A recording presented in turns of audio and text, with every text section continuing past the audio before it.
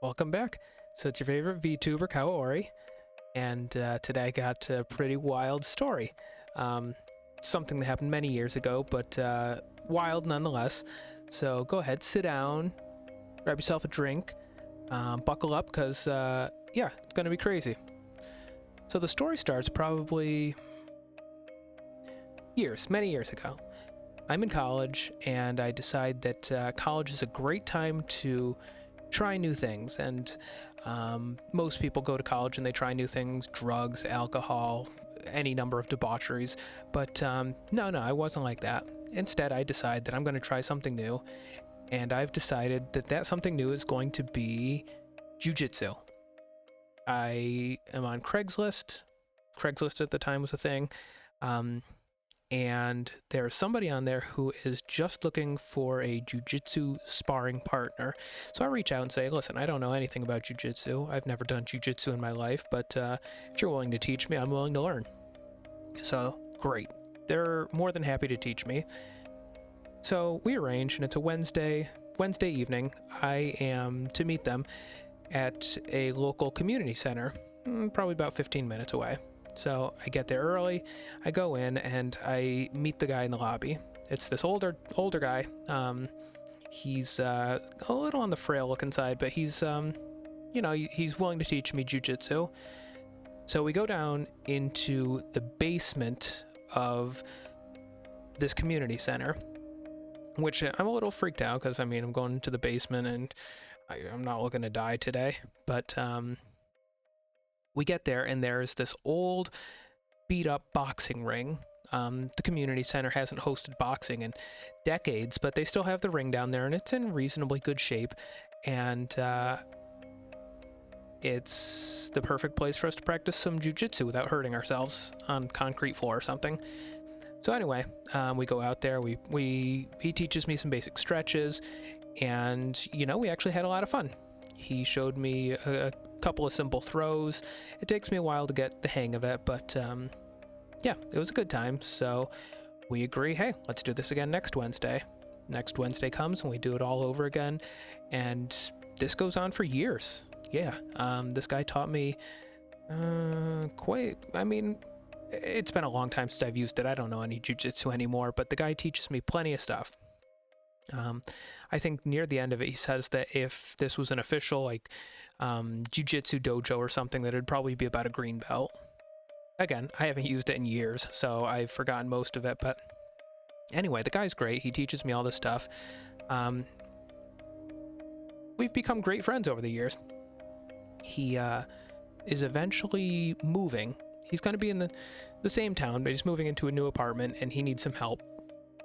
Like I said, he's an older gentleman. He's a little on the frail side, so he just needs somebody with a little bit of muscle to help him pick up some potted plants and some stuff.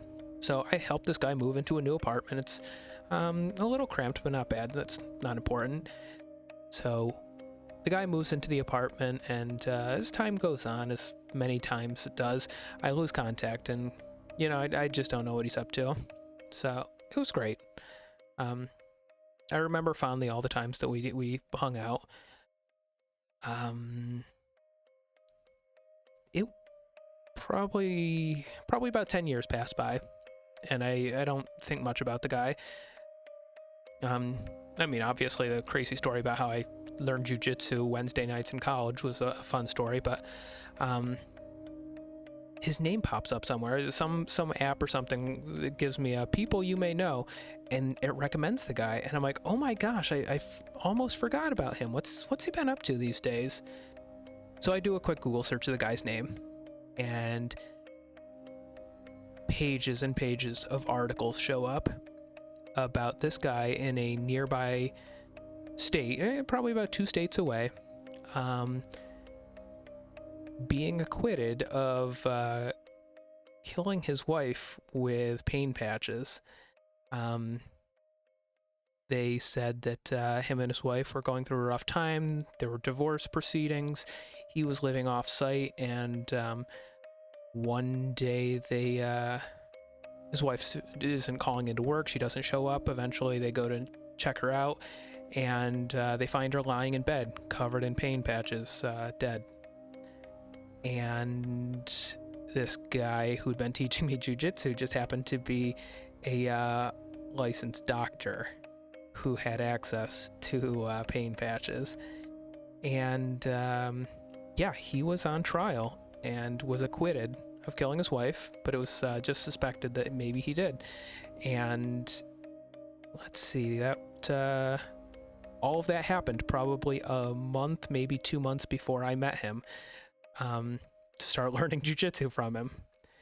So interestingly enough, as I'm scrolling through all of these articles and learning the history of what had happened here, there's a couple more articles more recently, within the past couple of years, about how his medical license had gotten suspended because he was inappropriately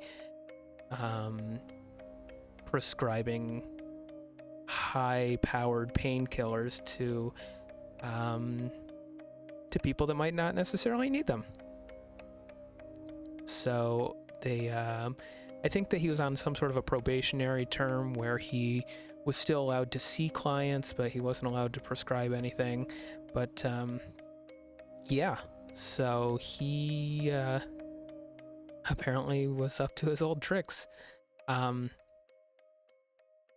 It's just interesting to think back and just be like, oh my gosh, like, this guy wasn't just some guy that I met randomly. This was an actual friend of mine, somebody who taught me jujitsu. Like, we would meet up once a week for years. I learned so much from him, and I helped the guy move. I mean, when you get to the point where you're helping somebody move, that's a deep friendship. So I don't know what the takeaway here is. Do your research before you go learn jujitsu from somebody.